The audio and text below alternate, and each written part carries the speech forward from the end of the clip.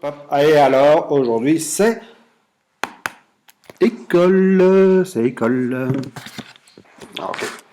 Alors, aujourd'hui, on va travailler sur les propositions participiales.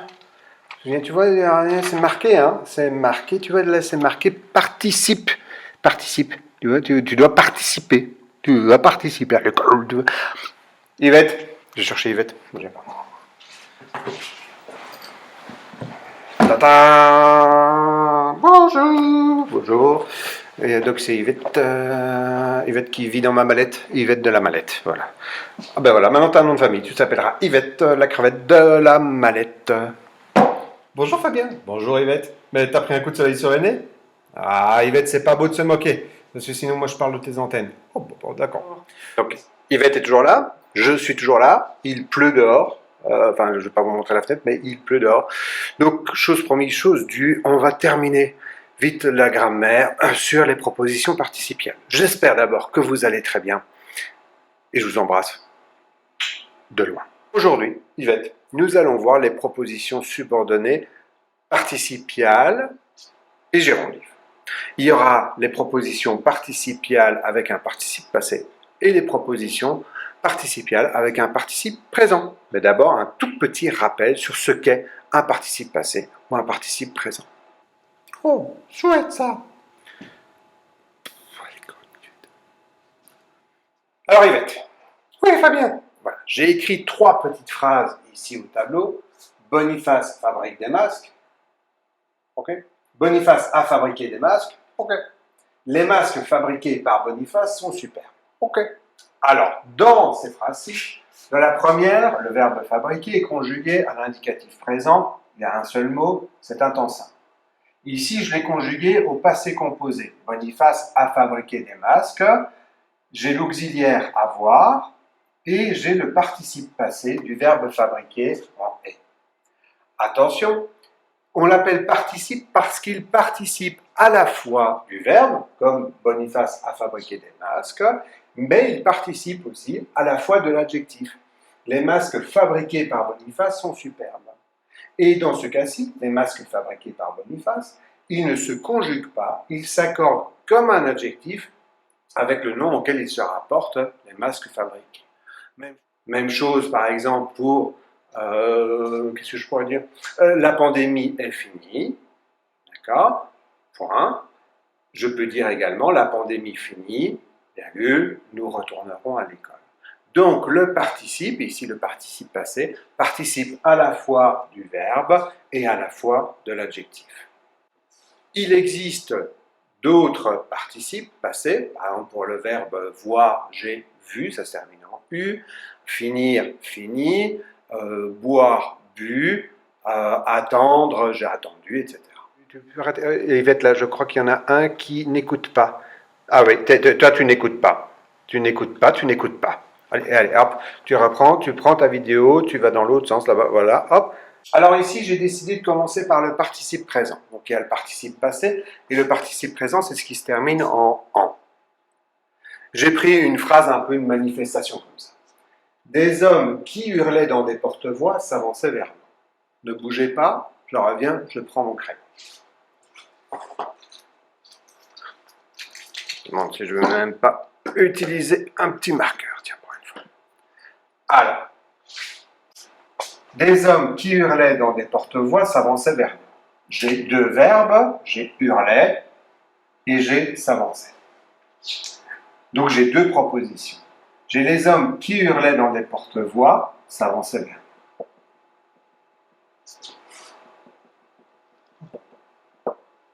Des hommes s'avançaient vers nous, ce sera ma PP, ma proposition principale.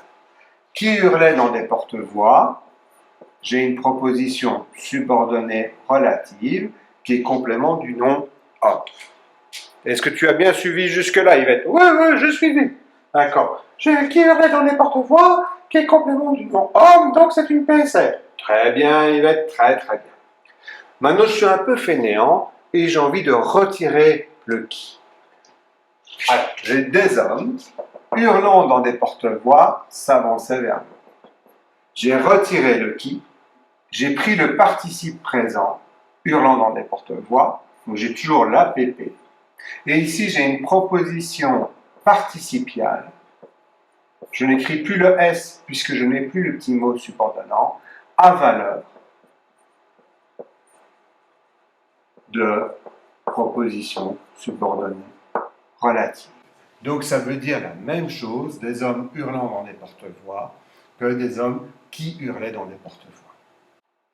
Même chose, de nombreuses personnes partant très tôt, il est sage d'aller se coucher pour être en forme le lendemain matin. C'est parce que c'est à cause que de nombreuses personnes partent très tôt qu'il est sage d'aller se coucher. Ici, je dirais que c'est une proposition participiale à valeur de proposition subordonnée circonstancielle de cause. Tu peux arrêter ce que tu fais, s'il te plaît, tu arrêtes. Voilà. Maintenant, Yvette, celle avec le participe passé. Alors, je descends ici un petit peu. La décision prise à cette époque ne fut jamais remise en cause, veut dire la même chose que la décision qui fut prise à cette époque. Alors, prise à cette époque, qui fut prise à cette époque? Ici, j'ai une PSR qui est complément du nom décision. Ici, le qui a disparu, j'ai donc une proposition participiale, il n'y a plus le S. Prise, c'est le participe passé du verbe prendre, pris, prise, à valeur de PSR. Même chose avec, l'exemple ici est peut-être plus clair, son repas terminé, il sortit, veut dire la même chose que dès qu'il eut terminé son repas, il sortit. Donc son repas terminé, j'ai un participe passé, ce sera ma proposition participiale, qui veut dire la même chose que dès qu'il eut terminé son repas, qui est une proposition subordonnée circonstancielle de temps. Donc son repas terminé, ce sera une proposition participiale à valeur de proposition subordonnée circonstancielle de temps. Même chose pour éjecter de la voiture, il s'en tira indemne. Comme il avait été éjecté de la voiture, ou parce qu'il avait été éjecté de la voiture, c'est pas très bien, il vaut mieux toujours mettre sa ceinture de sécurité. N'est-ce pas, Yvette? Oh oui, d'accord. D'ailleurs, à mon avis, c'est ce qui t'est arrivé. Hein? Un choc un peu frontal comme ça sur ton petit cerveau. Oh, mais c'est pas gentil ce que tu dis. Les antennes, Yvette.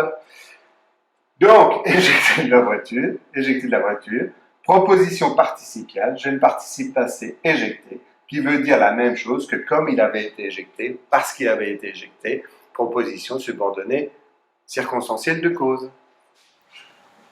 Ah oui, non, mais c'est vrai qu'il est dégueu son t-shirt. Non, t'as raison, Yvette. Ah oui, ouais. Tu peux aller changer de t-shirt, s'il te plaît, parce que ça, c'est vraiment dégueu. Alors, Yvette, est-ce que tu te souviens que quand j'ai un participe présent,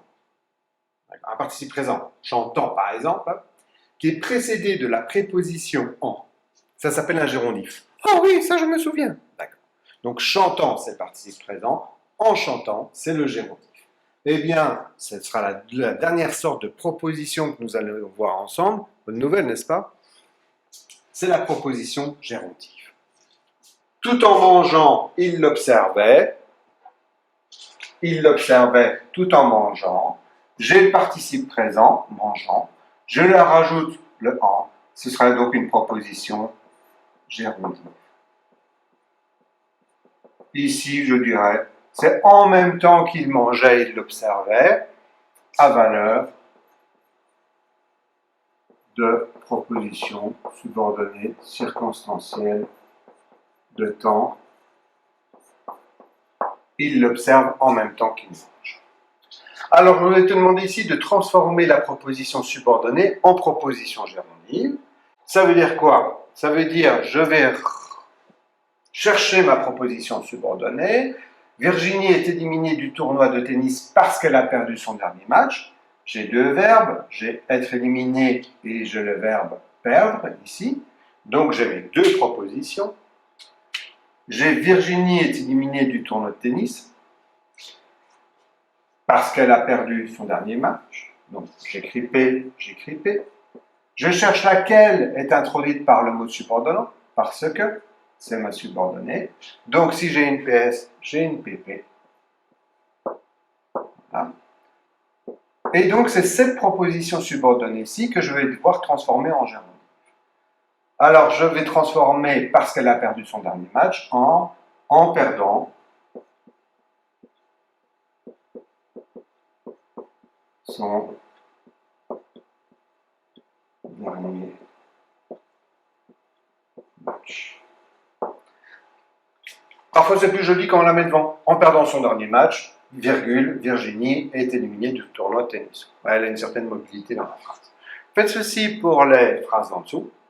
D'accord? Vous prenez la proposition subordonnée, alors qu'il se promenait près de la rivière, et vous la transformez en proposition gérondive.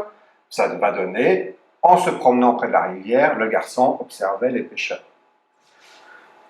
Alors je te propose, parce que je sais pas, il pleut, et puis c'est un peu spécial quand même, de laisser tomber le dernier point. Je l'avais noté parce que comme ça on sera complet. Les propositions subordonnées interrogatives indirectes, mais on va les ranger dans les complétives.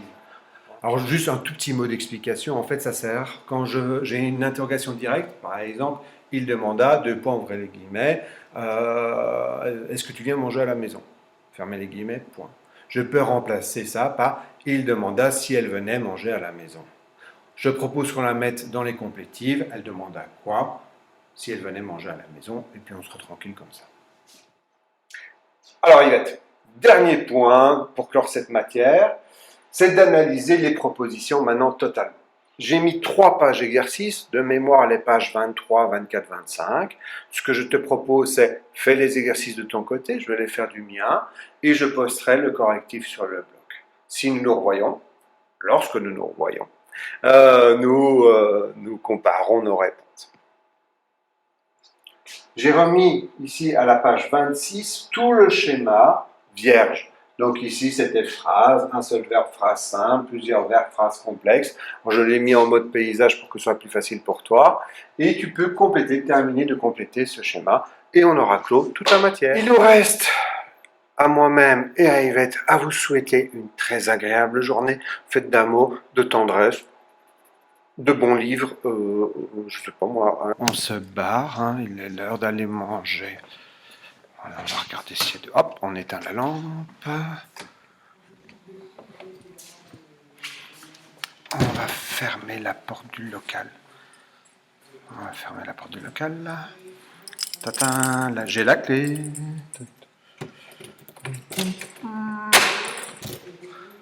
Voilà.